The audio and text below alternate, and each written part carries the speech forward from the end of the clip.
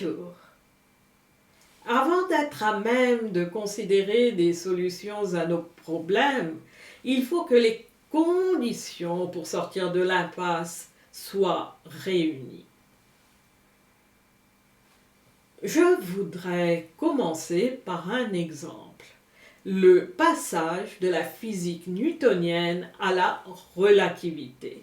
Sans doute l'un des exemples les plus épurés, les moins brouillés par des facteurs externes. Pendant plusieurs siècles, le cadre newtonien a été cru naturel, sans incompatibilité avec la réalité. Puis, progressivement, les expériences sont devenues de plus en plus difficiles à expliquer dans ce cadre. Il n'était plus possible d'ignorer notre incompréhension. Mais, au lieu de remettre en question le cadre lui-même, on a multiplié des explications s'y inscrivant. À chaque nouvelle incompatibilité correspondait une hypothèse supplémentaire. L'écart entre la réalité et notre interprétation de cette réalité s'élargissait. Seul Einstein a réalisé que le problème venait du cadre d'interprétation lui-même. Il ne s'agit pas d'un manque d'intelligence chez les autres. Le tournant du XXe siècle est l'une des périodes les plus fécondes de la physique. Simplement, le cadre newtonien était devenu réalité. La conscience qu'il puisse être problématique était absente, l'abandonner impensable. Et pourtant, à la fin du XIXe siècle, Mach avait déjà mis en lumière la fragilité fondamentale d'un cadre de temps et espace absolu. Mais seul Einstein a pleinement compris les implications de cette clairvoyance. Il a pu alors construire un nouveau cadre pour expliquer les incompatibilités entre théorie et expérience, offrant une explication cohérente et simple de celle-ci. Ce que montre cet exemple, c'est que pour sortir d'une impasse, il faut tout d'abord reconnaître que notre perception de la réalité n'est pas la réalité elle-même. Percevoir dans le vide est impossible. La réalité, comme les lettres pour un analphabète, ne serait alors que charabia chaotique. C'est un cadre de pensée préétabli qui nous en donne une signification en nous permettant d'y déterminer des motifs. Le cadre est le contenant, non le contenu. Il ne fait pas que limiter la perception, il la rend possible. Tout d'abord, les problèmes dont on semble faire l'expérience paraissent gérables, c'est-à-dire ayant une solution dans notre manière usuelle de voir les choses. Tout cadre étant réducteur est nécessairement inadéquat. Mais l'écart entre réalité et perception, peu à peu, s'impose à nous. On ne peut plus ignorer que nos expériences deviennent de plus en plus incompréhensibles et surtout sans solution. Mais même identifier la problématique de notre cadre de pensée, comme l'a fait Mach dans l'exemple cité, ne suffit pas. Tant qu'aucun autre cadre n'apparaît, le précédent continue de structurer la perception. C'est même ce qui le rend difficile à quitter. Le passage vers autre chose n'est pas seulement intellectuel, Il demande courage, celui de tolérer une perte temporaire de repère. On a l'impression de perdre pied, de sauter dans le vide.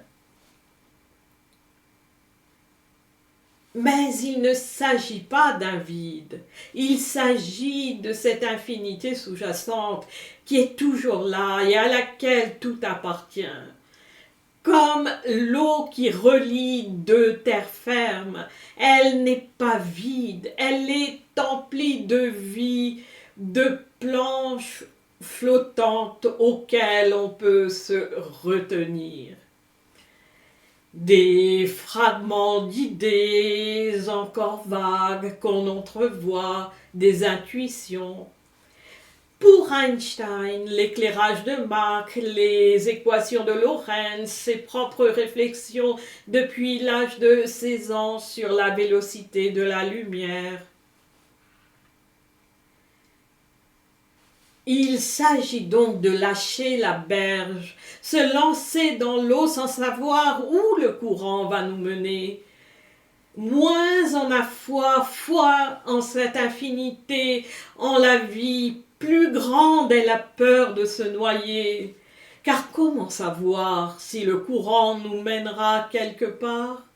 Mais se noyer est certain si on reste accroché à la berge, au cadre existant. Il s'effrite et tôt ou tard on sera emporté par le courant. Et plus on attend, plus le mouvement finit par nous être imposé plutôt que choisi. Ce processus apparaît dans tous les aspects de la vie. Les choix individuels comme les relations s'inscrivent toujours dans un cadre social plus large, notamment celui de la hiérarchie longtemps perçue comme naturelle et allant de soi. De la même manière, dans les décennies d'après-guerre, le système politique dominant semblait lui aussi naturel, adapté et ses problèmes paraissaient gérables. Puis l'écart entre les conditions nécessaires à l'humain et ce cadre s'est progressivement creusé. La plupart en ont peu à peu pris conscience. Quelques rares comme Mach en physique mettent en lumière les faiblesses intrinsèques au cadre, mais sans le remettre en cause. D'autres tentent d'y échapper et d'aller vers d'autres cadres. Aucun n'a encore vraiment été trouvé. Le chaos actuel rappelle celui qui précéda la relativité en physique. On se sent déboussolé, on ne sait vers quoi on va, on a peur, on s'agrippe à ce qu'on peut, à des certitudes dont les fondements même tremblent. On tente de maintenir un cadre inadéquat, de corriger, d'ajuster, de colmater, au prix d'une complexité croissante, au prix de problèmes sociaux, environnementaux et individuels qui se multiplient et s'aggravent. On s'attaque aux problèmes un par un. On se refuse à voir leurs liens. Dès qu'on en élimine un, à l'instar de l'hydre à plusieurs têtes, de nouveaux problèmes apparaissent à sa place. De même dans des contextes professionnels et privés. Un manque se forme, une sensation de vide, une fatigue de fond, un manque d'énergie car le vide il faut le remplir. On tente de nier et plus on nie, plus on le remplit, comme une fuite en avant. Notre souffrance augmente, notre santé en pâtit. Réprimer sa souffrance est énergivore et donc on devient de plus en plus épuisé.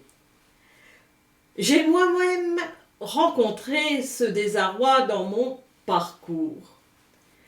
Extérieurement, je paraissais heureuse à voir ce qu'on dit réussi dans ma vie, mais j'avais l'impression d'une absence de sol solide sous mes pieds, d'une absence de sens à ma vie, un certain vide que je refusais de voir, que j'essayais de combler. J'ai cru que les mathématiques qui structuraient ma vie en étaient la cause, malgré des moments de satisfaction intense. J'ai tenté de trouver des solutions dans le cadre académique sans réaliser que je ne faisais que colmater des brèches. Ce n'est qu'un quart de siècle plus tard que je suis passée à l'écriture, ce qui m'a permis de quitter ce cadre académique et de réaliser que le problème pour moi était ce cadre en lui-même dans lequel s'était construite toute ma vie. Lorsqu'il s'agit du cadre familial dans certaines cultures, toute réalisation devient plus difficile encore. Les liens du sang sont supposés plus forts que tout autre lien. Nous protéger et avoir notre bien à cœur, surtout lorsqu'il s'agit des parents qui nous ont mis au monde, en particulier la mère, dont l'amour est dit inconditionnel. Ils nous ont structurés. Dès lors, penser qu'ils puissent aussi contribuer à notre malheur paraît presque impossible. L'idée même peut susciter l'angoisse. Que faire alors? Peut-être commencer par reconnaître la fatigue, la souffrance. Certes, il n'est pas aisé de concevoir que nos proches, nos employeurs ou nos dirigeants, quelles que soient leurs intentions, n'agissent pas nécessairement dans le sens de notre épanouissement, ne sont peut-être pas si concernés par notre mal-être. Se libérer de contraintes physiques peut être irréaliste. Un prisonnier ne peut abolir ses barreaux. Les contraintes économiques sont bien réelles. Mais bien souvent, ce qui nous retient, c'est la culpabilité, celle de manquer à nos devoirs, à nos obligations. Or, si on y réfléchit, cette culpabilité nous vient souvent de cela même qu'elle sert. Dans tous les cas, une fois le cadre identifié comme problématique, le mouvement devient possible. Mais pour qu'il se concrétise, l'isolement aide rarement. Peut-être bien que la solution se trouve déjà devant nos yeux, la possibilité d'une autre manière de vivre, de penser, d'aimer, une activité, un livre, une parole, une rencontre, quelqu'un. Un changement radical de perception, l'éloignement d'un cadre de pensée devenu inadéquat nécessite un apport extérieur. Einstein n'a pas construit sa pensée isolément. Il s'est appuyé sur d'autres travaux, des discussions, des échanges, des confrontations d'idées. Quant à nombre de ses contemporains, c'est grâce à lui qu'ils ont réalisé la nécessité de s'éloigner du cadre newtonien. C'est en écoutant Einstein lui-même exposer le dilemme auquel étaient confrontés les physiciens de l'époque, écrira plus tard Ferdinand Gonset, alors jeune physicien. Mais il reste un pas important à franchir. Une fois reconnu qu'un cadre est inapproprié, encore faut-il savoir par quoi le remplacer. En ce qui concerne la relativité, il a fallu attendre les années 1930 pour que certaines de ses conséquences parmi celles alors connues soient confirmées expérimentalement. Cet exemple met en lumière un point fondamental. La cohérence ne suffit pas. Tout cadre possède un minimum de cohérence interne sans lequel il ne peut se maintenir. C'est le cas du cadre newtonien, du géocentrisme ou encore de certains cadres familiaux. Mais aussi le cas du cadre capitaliste selon lequel des individus poursuivant rationnellement leur intérêt personnel produisent nécessairement le bien commun. La question est celle du rapport à la réalité. Il ne s'agit pas d'établir qu'un cadre est vrai, mais de s'assurer qu'il n'entre pas en contradiction manifeste avec la réalité telle qu'elle se présente à nous. Comme pour la relativité, nous ne pouvons vérifier qu'un nombre limité de conséquences connues à un moment donné. Nous ne pouvons jamais exclure que d'autres incompatibilités apparaîtront plus tard. Alors, quoi qu'on fasse, qu'on décide de continuer dans notre cadre usuel ou d'en adopter un autre, tant que l'on ne confond pas nos perceptions, nos pensées, nos convictions avec la réalité, on évite de s'enfermer dans des certitudes ou d'en adopter d'autres, peut-être plus irréalistes encore. Nombreux sont ceux qui nous y poussent. L'écart entre notre perception de la réalité et la réalité est source de souffrance. Le but est d'en réduire l'irréalisme en recadrant notre perception sans nécessairement rejeter en bloc notre ancien cadre.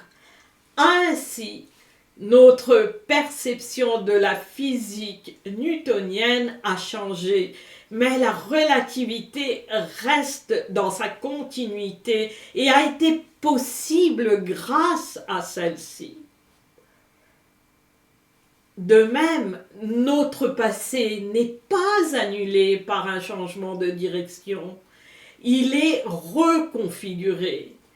Je suis revenu aux mathématiques et à la rigueur d'une démarche académique avec une vision profondément transformée. L'écriture même n'aurait pas été possible sans elle. Ou encore, l'éloignement d'un cadre familial peut, en transformant notre regard, rendre possible des relations moins malsaines. Et ce changement agit aussi sur ses autres membres, en leur offrant au moins la possibilité de prendre conscience à leur tour. Sortir d'une impasse n'est jamais une rupture avec le passé. On a été ce qu'on pouvait être, compris ce qu'on pouvait comprendre selon le cadre qui était alors le nôtre. Il n'y a pas à s'en sentir coupable, à avoir honte ou à éprouver des regrets. C'est sur ce passé que repose notre évolution. Merci.